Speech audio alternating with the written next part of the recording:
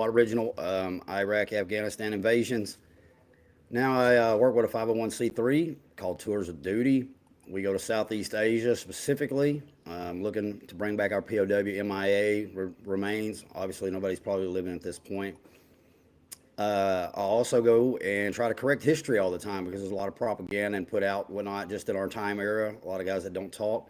Hopefully, in our chat today, we have an amazing guy that's never been talked about really on platforms, a SOG member named Jim Mackey. Mac, if you in there, say hey. Dude's got some amazing stories, but he doesn't go out and tell them all to everybody. Love the guys. I do provide a service as well. If you need some photographs, anything like that, restored, you want to know about your family member from, a war, I'll do the archival research, send it to you. It's for free. I mean, it's just all I can do to give back. Now, I appreciate both of you guys introducing yourselves. Now, Bobby, you mentioned that a lot of these guys, especially the Vietnam era guys, like they have these crazy stories. We were just talking about them, and majority of them never really share what they went through. From a mental health perspective, or just from the entire, just the holistic perspective, because you speak to those guys a lot more than I do. What's the common theme there from all those Vietnam era guys that you've spoken to that's essentially kept everything bottled up? They didn't have the access that we have to social media where we can essentially speak to other vets. We can share what we're thinking on camera. It's almost therapeutic. At least I know it is for me. What's the consensus with those guys that you've been speaking with throughout the I'll years? just say that, I have most of the guys that I speak to are lesser known, but I mean, if you look into their career, they're just amazing. I mean, amazing. And honestly, they're pretty upbeat, man. They're like the rest of us are like, fuck them. They feel justified in what went down at the time. They decompress. Obviously, they have times of mourning, but these guys don't stop living. I mean, just like the rest of us. I was like, man, anybody that I never knew, you might feel bad about your friend, but you don't feel bad about what you did ever. I don't give a shit. So I don't understand the whole PTSD rhetoric. Loud noises, don't blow up fireworks in my yard. And I know that makes me sound like an asshole, but it is what it is. Now, Ben, I know before we went live, we were talking about just the difference in time. And when you think about it, over time, you had the World War I guys, and the things that they went through, and then they speak to the World War II guys, and they were like, "Oh man, you guys have it a lot worse." And then the Vietnam era guys, and then and it The Nam it's area guys didn't get They got told they were we got told they were yeah, druggies and shit like that. Them dudes, if you wrap your mind around being a triple canopy jungle, zero comms at night, and I hear a fucking tiger roar beside you, yeah. no That night sounds that vision. sounds like straight out of Rambo right there. But it's real. They'll send me pictures, dude. I got pictures of a guy It's they're crazy. on elephants with machine guns. You know what I mean? It's Like, wild, man. Yeah, It's wild yeah. stuff. Yeah, no, I mean, I think like the difference in times, like you were saying, just as I said before, I'm very proud to have served when I did and to go through what I went through. But I mean, it's pretty nice to have Kazovac available. To have fair. them Kazovac everybody. So what we're saying is, basically that you have a helicopter that can come get you in golden hour, and most of the time, okay. And I know it's times that has happened, like happened to SEALs as well, but most of the time your medevac helicopter is not going to get shot down because you have pretty good handle on what's going on the ground and enough that you can pound them down and suppress them to get people out. So the golden hour Kazovac was nice. Body armor's nice. NVGs are nice. The NVGs are nice. Lasers are nice. You're not fighting fair, honestly, with like the intelligence, surveillance, reconnaissance we had available. And then the political climate, like Bobby was talking about before, just that, I mean, People don't these understand guys the in political Vietnam were getting climate, spit especially on in when they came '04. home. They're getting In accused of '04 when like they're McCain getting was running accused for of president. having.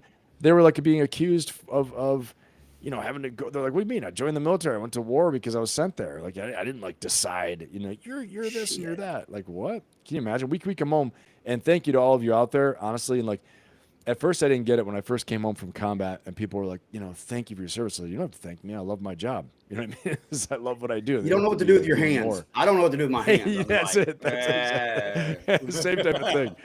Yeah, but yeah, big difference in time for sure, man, for sure. And if you think about it, Vietnam, as far as the battlefield goes, like it wasn't an equal playing field, right? To an extent, because we didn't have NVGs, they didn't have NVGs.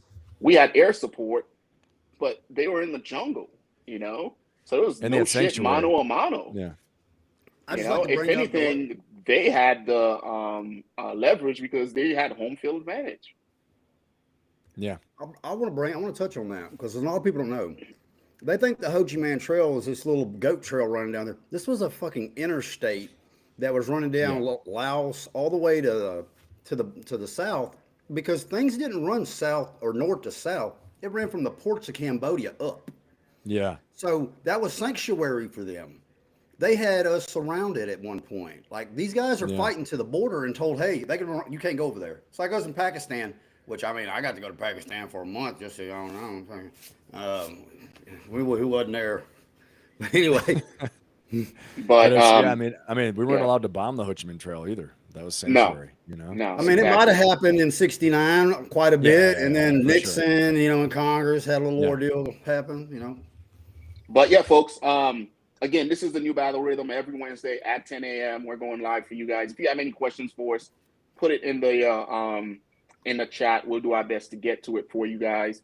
With all that said, we're going to discuss two separate topics today, along with a question that I have for Ben. The first one's going to be just I read an article the other day that talked about essentially creating a quick reaction force within the National Guards responsible for deploying and handling civil unrest. I want to get you guys' feedback on that. And then we're going to talk about service members. Well, I guess not service members, veterans, right? Because there's a trend going on social media nowadays where veterans are donning their old uniform just so they can go out and make political statements. Now, these are guys that have retired. Just imagine the three of us being retired and throwing up, the dress blues or the Marine Corps uniform just so you can get on camera and make a political statement. So we're going to talk about the psyche behind that, why that's happening, right? And then we'll hit the personal development question that I have. You know what? Let's hit the personal development question first because I think it's an important one that folks need to hear.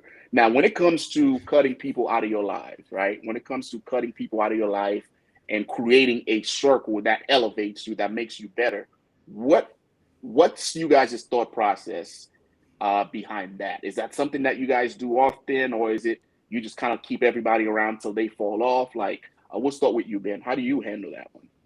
Yeah, I mean, I think it's, you have to look at where you have come to, what you've become, what you're trying to do in life, how you're growing. How have you grown since you first had the relationship with that person? And then you have to really look at, do they fit into your plan? Do they fit into what your current value system is? And, and maybe also, is it a negative influence in your life? Is it a toxic influence?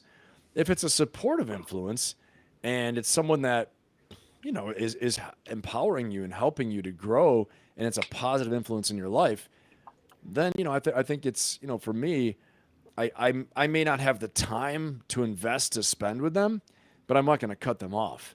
Now, cutting off, I think someone who definitely is detrimental to who you're trying to become, someone who's toxic, someone who no longer fits in with what you do. Like, you hear, how many examples do you hear of, like, some guy when he's younger or a girl went out partying, they're drinking, doing all this stuff, and they had a lot of fun with somebody, but this person's still doing the same things. Not a bad person. It's just they no longer fit into the plan.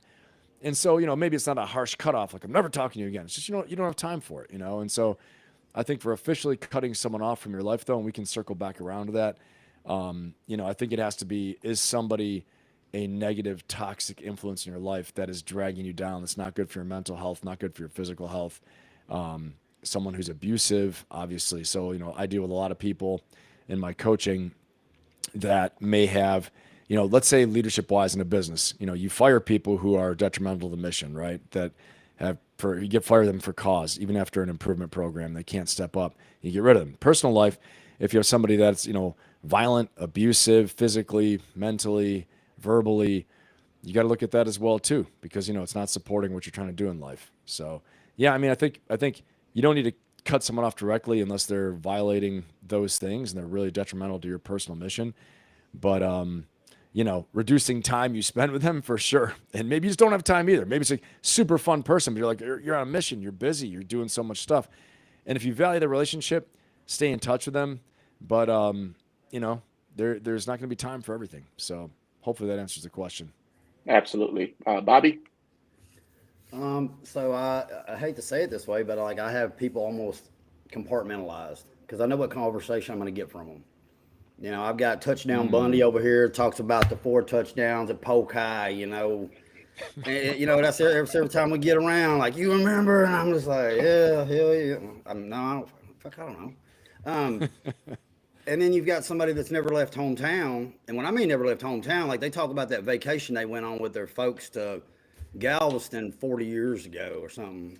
I mean, they haven't experienced the world culturally, but, so it's hard for them to understand when I'm talking about things, because they don't understand perspective and perception.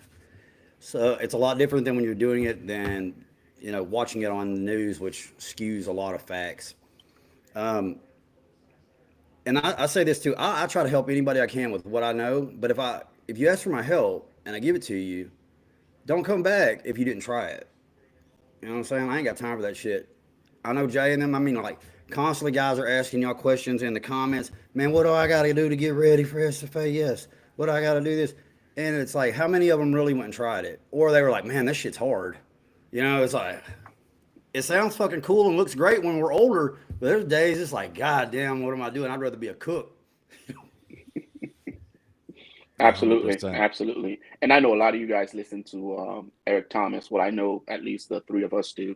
And one of the things he mentioned was no one out here is printing time. You could print money, right? There's a printing press, somewhere within the government where they go out and they print, hundreds and hundreds of billions of dollars. But no billionaire, no trillionaire can buy time, right? So you got to be really, really careful with how you spend your time. And it's something that as I get older, I'm starting to learn to manage more. Because, when you're young, people hit you up, you give them the time of day. Even, when I was in, old buddies will hit you up. And then I slowly starting to realize, like, man, these guys are just eating up my time. They're not adding value. They're not really making me better. They're not making themselves better. And it's like, at what point do I draw that line where, hey, man, yeah, I don't talk football anymore, right? Like, I don't talk certain things anymore. Now I'm at the point in my life where I'm thinking about legacy, right? I'm thinking about legacy. I'm thinking about setting up my kids. I'm thinking about leaving like building stuff that I can proud of. And it's like, if you're not trying to contribute to that, it's hard for me to find the time. It's hard for me to take time away from that and give it to you, and some people understand that and some don't, man. And it's Yeah. where we're at, right? Like, I don't cut people off. I just manage it, like Bobby said, accordingly. So yeah. And I think it's not as much like I saw some of the comments in the chat, but it's not as much about, every interaction you have to have is trying to make you move up the social ladder. I think whoever wrote that, you're not hearing correctly what maybe we're saying, because it's not that. It's about exactly what Jay said. You only have so much time. And it's not a negative thing against somebody. You just may not have time, especially, you start having kids, you have work and you have a business and you're doing all these things. So again, look at the relationships that are important to you and put time into them for sure. And if someone, is a good person and they're a friend and someone who's actually positive, supportive, and not toxic, then if you have some time to help them out or have a conversation that can help them, I think by all means. And again, that comes down to something that's very life enhancing, which is service to others, contribution to others. And, some of the biggest, effect you can have on your life is when you're serving others and helping other people out. And sometimes it's good to invest time in that as well too, but it's definitely not about how you climb the social ladder. So, I don't know where that lens comes from, but none of us are talking about climbing the social ladder. I could really give a shit about the social ladder. So No, the social ladder isn't there. this is the wrong channel. Yeah, and you know what? I try my best not to message, like, especially Jay and them on the weekends, because I know that's when he spends with his kids, man. I try not to fuck with him whatsoever. And I tell people that, man, you got to compartmentalize your time. You only got so much. Used to a day seemed like forever. I mean, mine goes in a blink. I have so much to do, and I just can't get it all done sometimes. I've got to figure out a way to say no at some point in my life, and that's where I'm getting to now, and spend more time with my father. You know, my folks are getting old. You know what I mean? I take for granted the time I have with them. That's same with a lot of these older vets. I love talking with them and sitting with them, and it's not even about anything to do with service. I just like to talk to them about life. You know, they've seen what we have seen now. They've seen it twice already, so they have a lot to tell you if you'll listen to them. Absolutely, absolutely. But yeah, hopefully you guys got something from that, guys. Don't be afraid to cut people off or compartmentalize certain people within your life so you can get um, your goals achieved, essentially, right? So you can get where you want to get. But with all that said, we'll transition into the next one, guys. So the SecDef, the Pentagon is thinking about establishing a quick reaction force within the United States government, within the National Guard unit, so they can respond to civil unrest, right? So they can respond within, I guess, states that have riots, right? Like, what are you guys' thoughts about this? Is it a good idea? Is it a bad idea? Because I know in the past, whenever things have happened, typically that state, if they need additional help, they'll ping the United States government. For example, Katrina was a good example, right? The 82nd wind, multiple National Guard units went to Louisiana to help.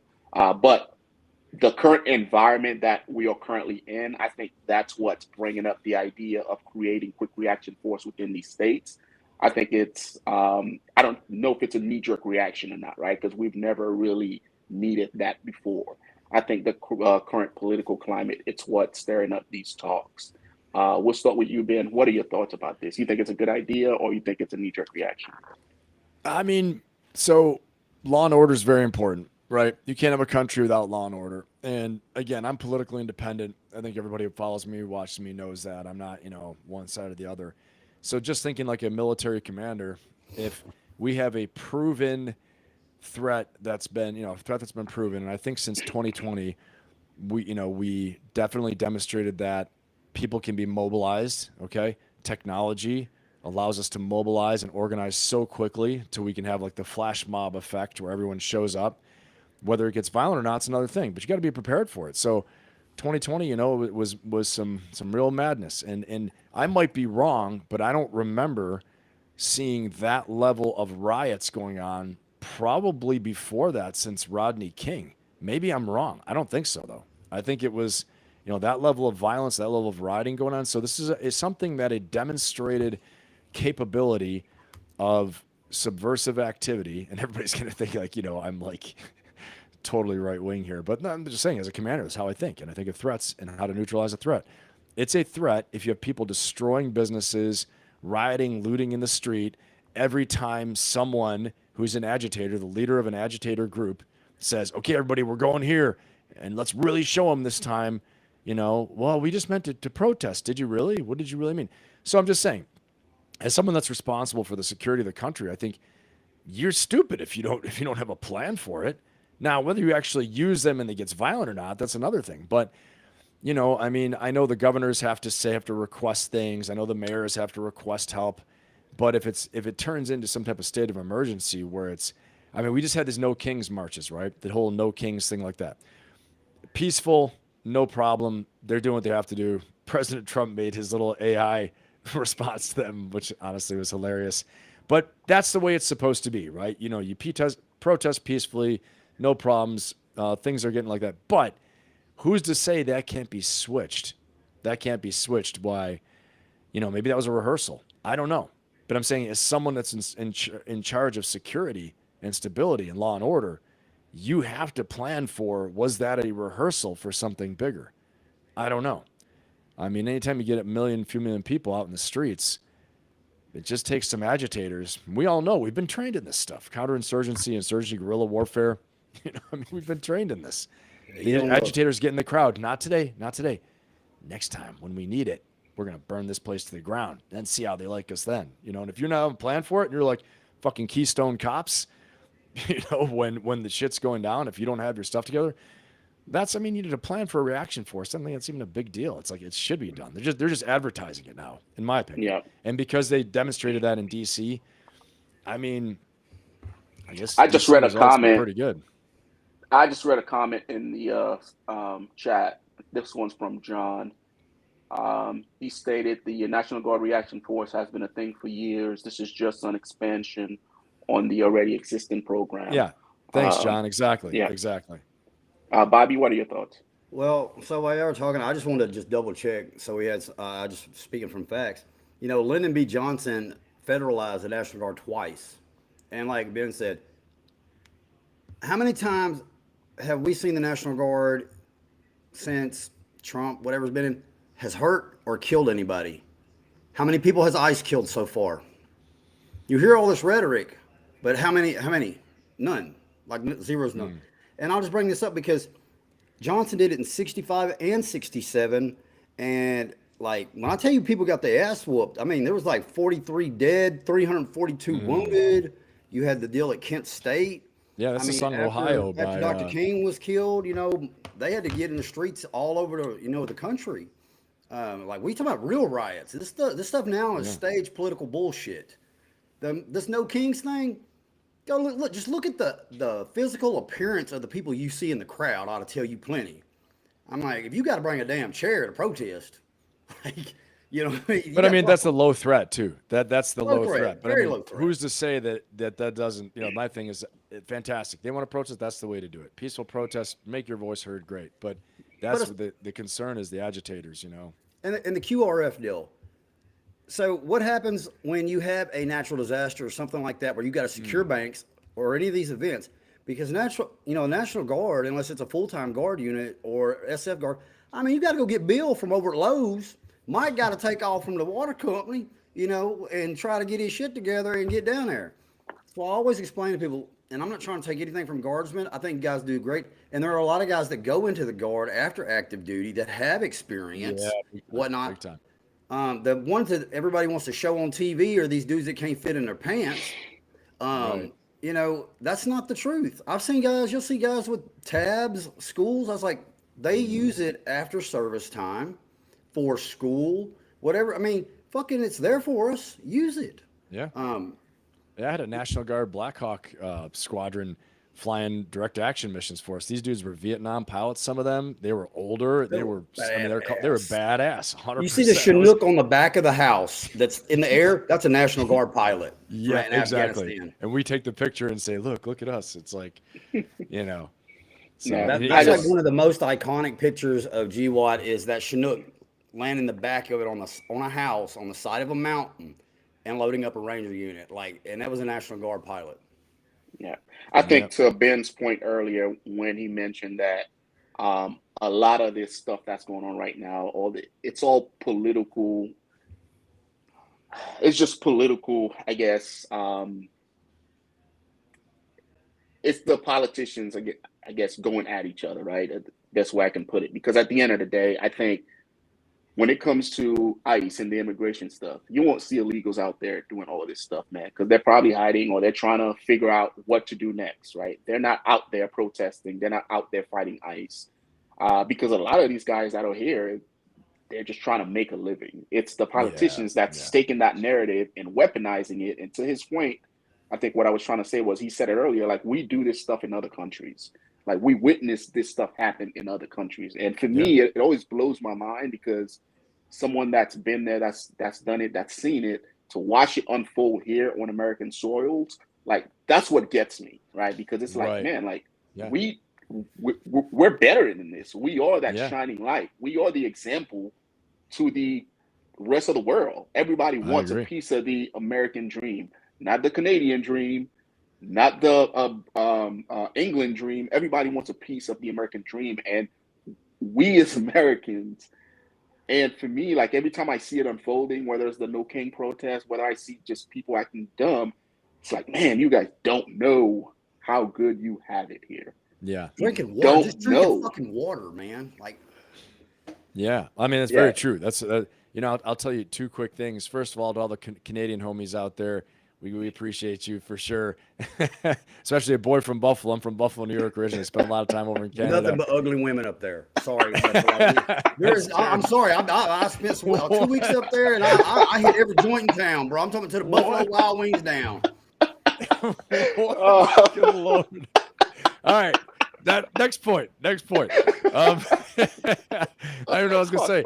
So we were trained like in the Marines. I remember going over the first time, you know, into Iraq, and it was a real thing. Like I remember, you know, in the infantry having to train for riot control, you know, and my battalion commander at the time, John Mayer, great commander. He did 2 times a battalion commander in combat over there, and so this guy, you know, knew everything in the you know very seasoned battalion, but they'd form up for these riots, and you know they in the back what they do is they insert like these agitators. And some days it was a go time where they'd freak out and go nuts. Other times it was no, not today.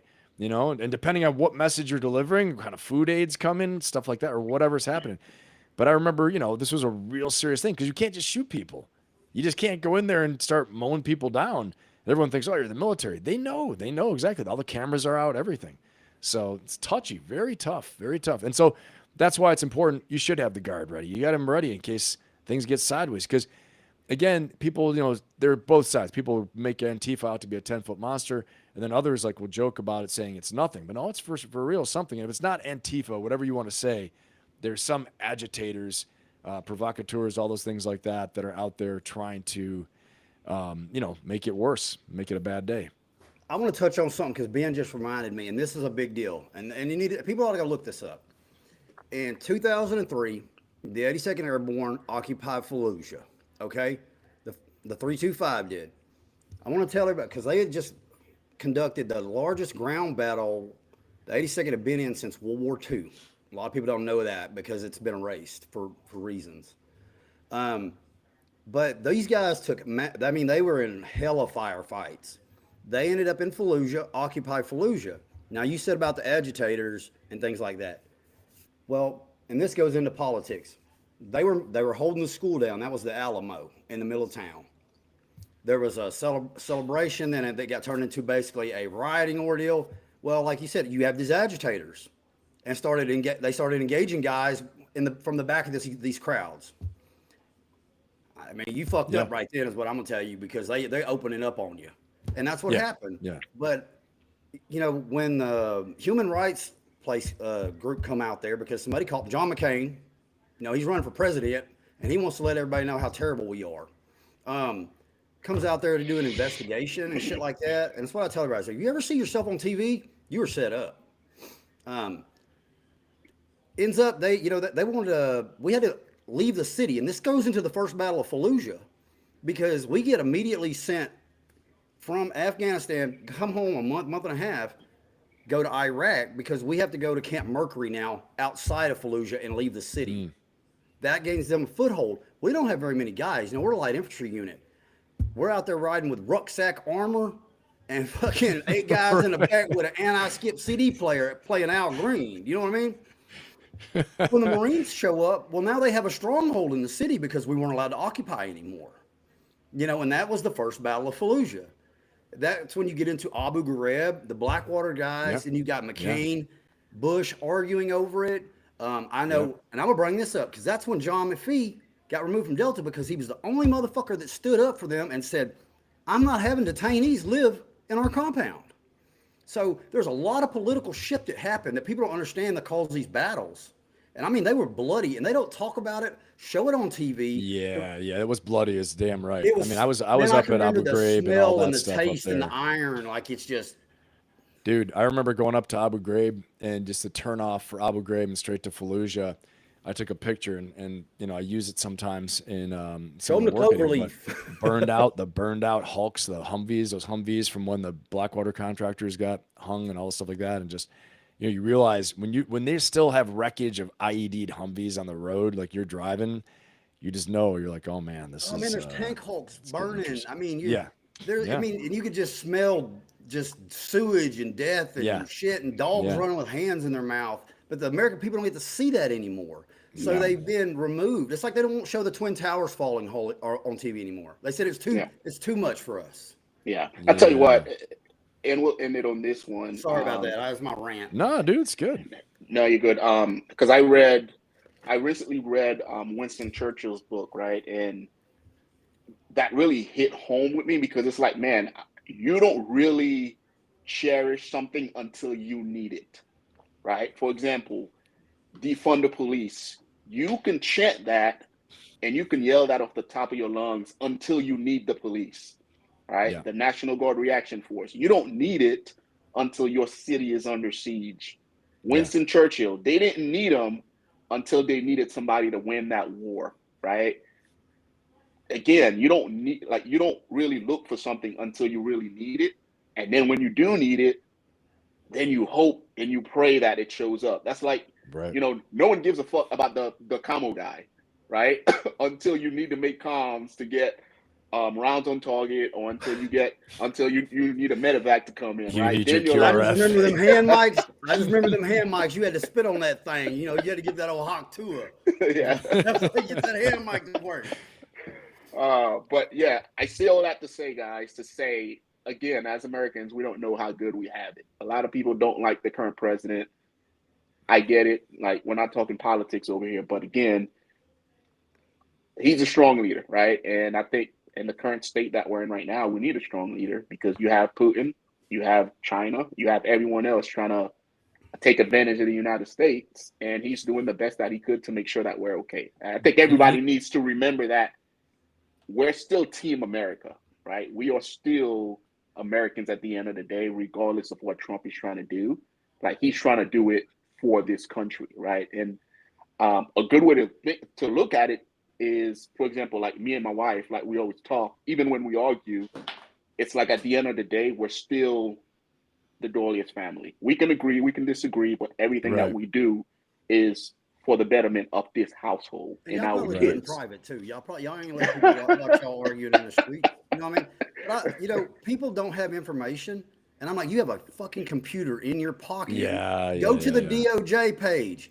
Go to things that are Right. real. Don't go to Yeah. TikTok for 30 I was just going to seconds say the same dopamine. thing. Stop trying to learn from. Now, TikTok, some people can provide you some good stuff, but you got to look at some official sites. You got to look at some Give more peer-reviewed sources, man, but you have information. a computer. Like, I had the card catalog. Okay. Yeah. I'll tell you too, Jay, it's interesting, but reading Churchill's book, just a one quick 10-second thing. Churchill was the guy for the war.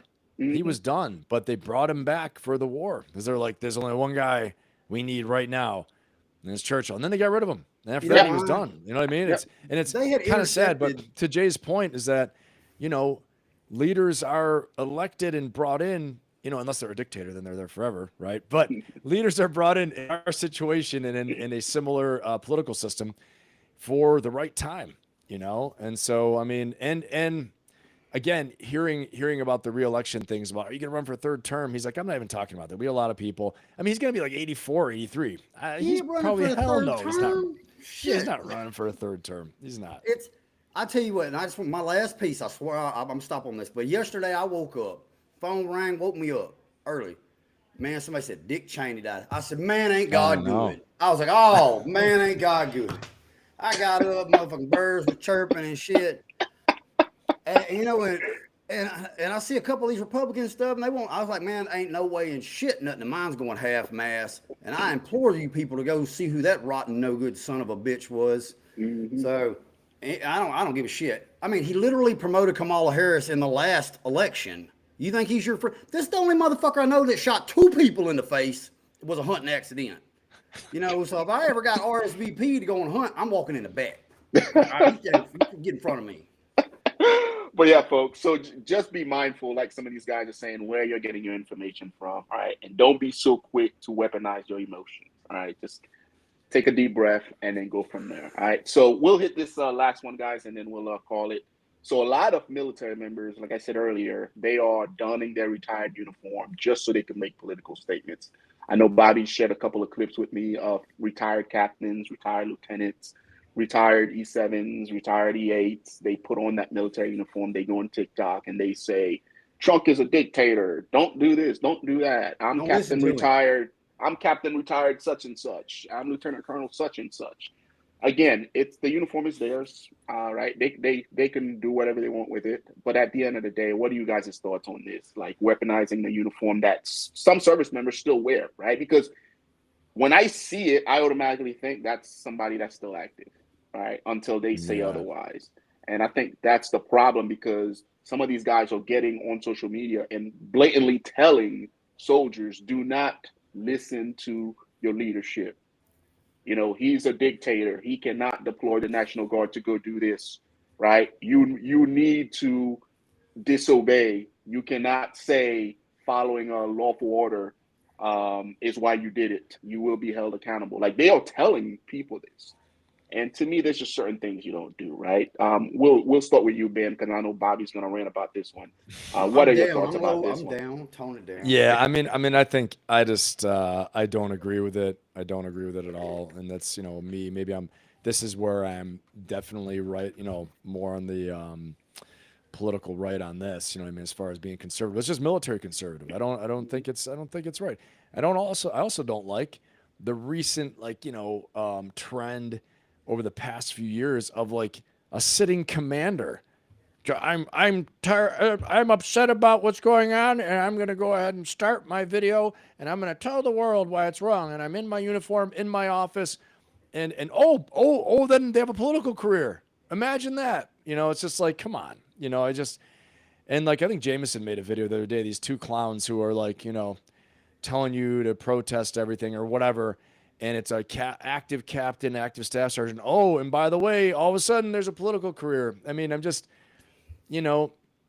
think we really are hurting the force because we have people. By all means, you get out, you want to have a political career, great. But when you're in, you're just destroying your own credibility as a leader and as someone that has integrity and upholds what you said you're going to do. Good order and discipline. And how are you a leader if it's do as I say, not as I do. Like everyone else, you have to follow the rules, but I'm different. I'm going to do my own thing. I just, honestly, I get a little bit tired of that. You want to have a political career, go ahead and have it afterwards. You want to break the USCMJ, I think they should get hammered. I think retired people, you're still subject to UCMJ, believe it or not. So, I think it's like that's why people are like, oh my God, they're gonna go after these people. They're gonna do this and that. Well, I mean, How that's what you signed hardcore up would for. an enlisted man get fucking beat down in the military if he was That's doing what I'm some shit saying. like that? That's what I'm saying. I can't stand that, Bobby. I can't for me, I always tried my best to, toe the line that everybody else But is you gonna was have on to the toe. ground. You was a war fighter, man. That's a different deal. Yeah. Well, I mean that's my thoughts. I think they should get hammered. I think it's not right. I think if you're out there listening to this, you're contemplating doing that, don't do it. At least take your uniform off and say what the hell you want to say. But there are going to be repercussions for sure. I mean, the Marine Corps, they better be holding the standard the same and not getting all woke and weird. But it's like the Marine Corps is definitely they would dig in on that stuff hardcore, and your own teammates would get you too. There's the peer-to-peer enforcement, right? Positive peer pressure, we would call it. And I don't mean hazing. This isn't like a secret word for hazing, but literally positive peer pressure. What are you doing this for? You're going to get yourself in trouble. You're going to get us in trouble. We don't look good. We're on the team. All those things like that. So, I mean, that's me. I don't agree with it. Friggin' get out, grow your hair long, and form your own damn YouTube channel. You can say whatever the hell you want to. But remember, you're going to be a price to pay. You can do things, but whatever you're doing, even if you think you're totally free, someone's going to have something to say to you. If you start airing out dirty laundry about people or going after people politically, and you think you can hide behind your little YouTube channel and say whatever you want, Have your closet clean. that's it. That's it, dude. And you better be ready, because if you mess with the big bear, the big elephant, big bear, and he decides, oh shit, okay, let's see what's what, and he comes over there and stomps on you, and then Next you're like, thing oh, you know, wait a there's rumors second. about somebody pissing on you for money. That's all. You know what I mean? Like, All I'm saying is that's my 2 cents, my 50 cents just right saying.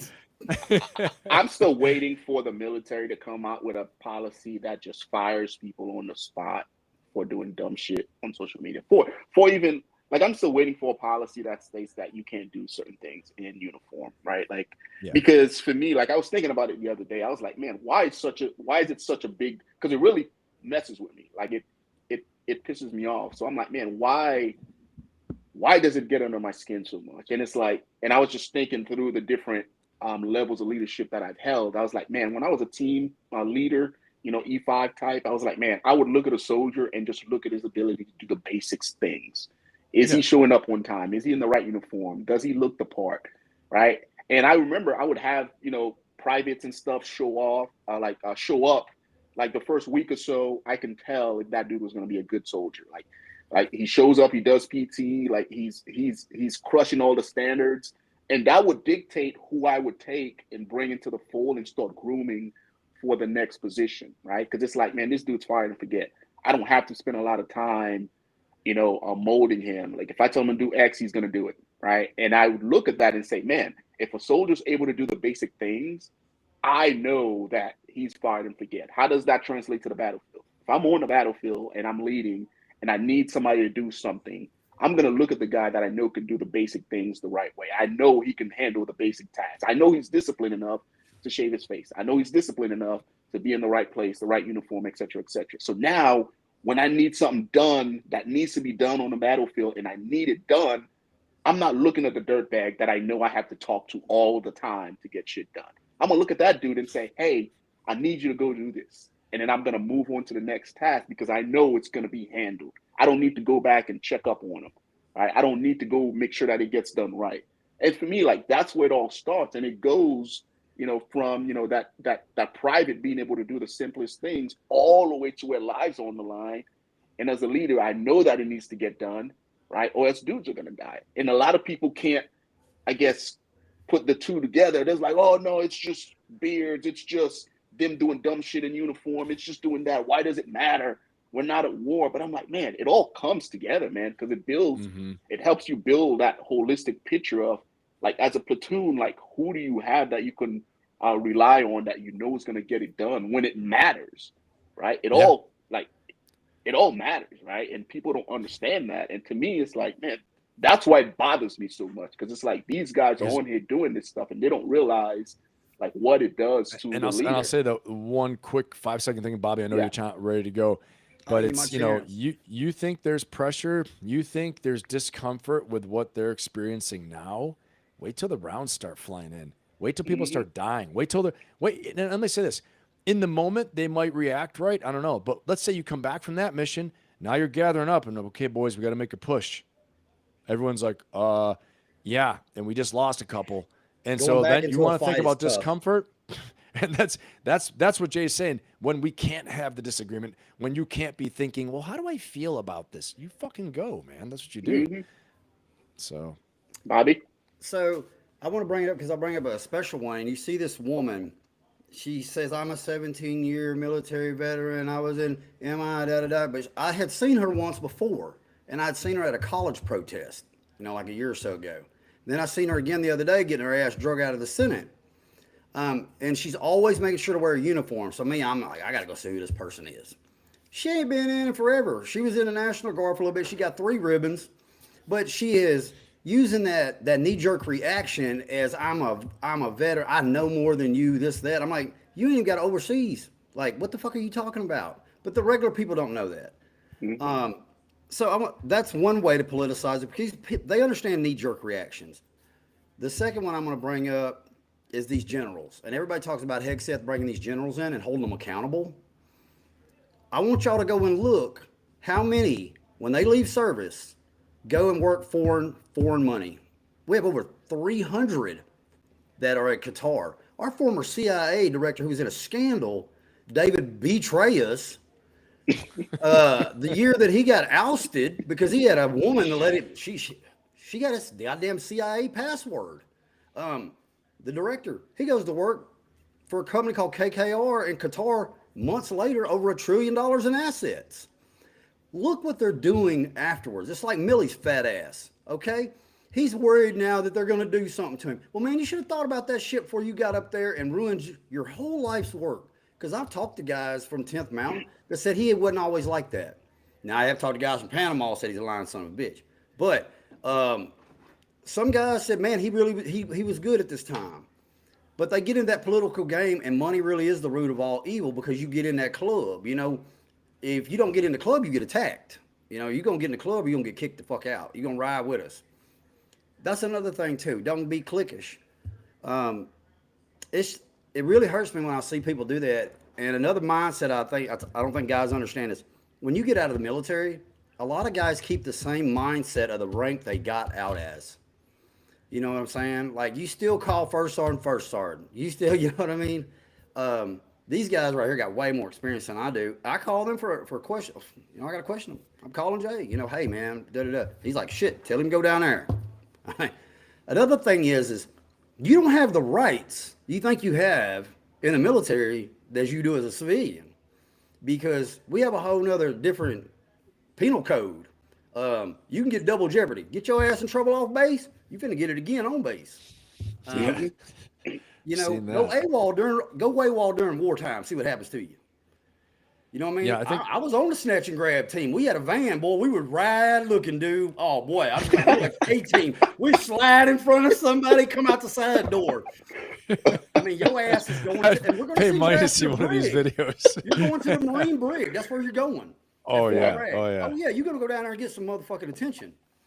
But but just think about it though, because I was I'm currently reading George Washington's book, right? And back then, you went AWOL during the War for Independence. Like you're getting shot, like, or you're getting Done hung. Done deal. Did you ever see Shane Gillis's imitation of George Washington, the comedian Shane Gillis? No, He's I like, haven't. he's like, well, of course we won. He's like, he was like 6'4", and back then everyone was like 5'6". He goes, he had like red hair and wooden teeth and a sword, and he was like, You didn't have "Ah," wooden and he- teeth, man. That shit, that's bullshit. Oh, He said Yeah, people he were had teeth, terrified but of him. they They're like, wouldn't. sir, it's Christmas. We're gonna cross the frozen weather. He's like, ah, with the sword, and they're Merry like, Christmas, okay, and they go motherfucker. across, and he's like he's killing people on the other side. They're like, I guess we do too, you know? dude, it's humbling reading that book, man. Too, Yeah. and it always, like, I like reading that type of stuff because it always brings me back to earth. Like, it keeps me grounded, because to think about where we are now and to think about where we came from, like, this dude was fighting, at the time, the greatest, empire Yeah. in the world, with the British Empire. It's crazy And they stuff. had the freaking war fighters were like 15, 16 years old. You know what I mean? They didn't Zach's have got any the best page clothes. on this stuff, Oh, man. bro. Zach's got the Dead Warrior Society. Yeah. This is his thing. He goes through it, and it's awesome. If you go listen to some of it, Yeah. he's got like the Delta Force of the Civil War and shit on there. Like, Dude, it's Right. it's freaking humbling, man. And I'm like, man, where we came from for us to be doing what we're doing now as a country, it just blows my mind. And the important thing is, like, our forefathers saw all of this shit coming, so they put checks and It's a balances in repetition. place to make Yeah. sure that Yeah. we didn't, like, I tell Trump people all the can't time, we're become living in king, the right? 60s. Because We're Yeah, living in the it's 60s wild. right now. yeah, yeah, That's The wild. 60s No, is it's happening wild. all over. Yeah, The Cold that's War it. never stopped. Communism never stopped. The propaganda machine is solid, and I even bring it to the point of vibration and sound. People are like, "What do you mean?" I was like, "I want you to go listen to a TikTok, 30 seconds. It'll have a subtle sound in the background that'll alter your mood." Okay. Now they can change it immediately by changing the sound, louder, heavy metal, down to something depressing with images. All right. I think about the Pied Piper of Hamlin. You know what I mean? Fucking, he took all the rats out, fucking playing a goddamn flute. They ain't want to pay the man his cheddar. He's like, shit, I'll take all you kids. Fucking, it's manipulative. Oh, yeah. Go read NVA propaganda back in the day. Hanoi Hannah. Guys were being, the draft. They didn't want to be there. Shit, Long Ben was named after President Johnson. They had a whole goddamn prison full of Americans over in Vietnam. I mean, a big ass prison. And the thing was, you got Hanoi Hannah on there talking about, hey, GI, why you fight for your country? You know, and they would always target, especially the black community. America does not love you, fucking, and these guys are like, man, fuck y'all. yeah. It's a lot of propaganda machine. Oh, absolutely. Yeah. Absolutely. Any Yeah. last word, Ben, before we wrap this one up?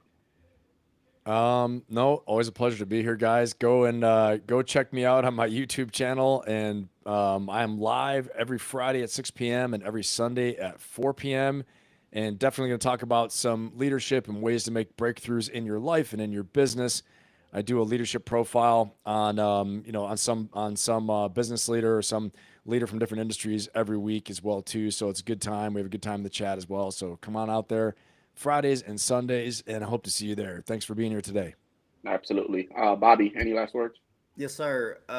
Man, like I said, guys, use more than one source of information. If you hit me up to ask me a question, I'll never ignore you, and I will give you sources. Your ass gonna have to read, but I will give them to you. If you need something super positive, go to Ben, talk to some of these other guys. Go watch the channel. Jay puts out good stuff every week as well. He's straight to the point, though. He ain't going to butter you up. He's not a recruiter. And I want to say the last thing about that is, just get curious. If you see something, go find out for yourself. Go get curious. Find multiple sources and talk to your elders, man, before they're gone, because they've seen it. Mm-hmm. Listen to the older. Absolutely. Well, folks, we appreciate you guys tuning in. Again, every Wednesday, 10 a.m., we'll jump on for about an hour, give you guys our 2 cents as far as what's going on in the world for that week, right? Answer whatever questions you might have. If we missed any today, we'll get you guys next week, right? Although I didn't see any, the girls are supposed to let me know in the chat if we have any super chats. So I didn't see any. So hopefully we didn't miss anything. Man. I ain't drank a cup of coffee in forever, dude. Yeah, but we're not here to make money, right? We're not here to make money. Where would I get coffee if I wanted it? That's all I'm gonna know. Like, I had tried some Folgers the other day. Community house.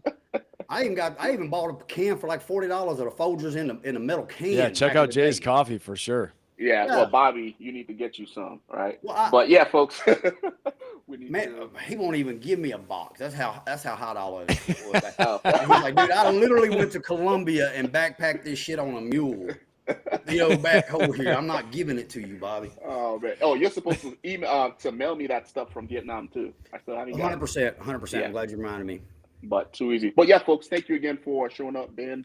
Bobby, always a pleasure. Jake is out in Seattle doing things. Hey, Jay, is the coffee live right now? They can get it. They can buy it through website and everything. Yeah. All right, everybody, check out Jay's coffee for sure. Dark Arts. It don't think he's really awesome. Know the cause. He's got a cause. It's for a cause. Oh, absolutely, man. I'm tired of seeing homeless vets. So the intent is to grow the foundation to where I can get with these property management teams and start giving them money so they can help homeless vets pay their rent. Because again, I'm in real estate, so I feel bad when I evict them, but I'm like, man, I got to find a way to try to keep them. I got to do right, man. There's rules when you take shit. There's rules. Oh, absolutely, absolutely. Yep. But yeah, folks, we appreciate you guys. We'll see you guys next week, and then fellas, you guys have a good weekend. You too. Thanks, everybody.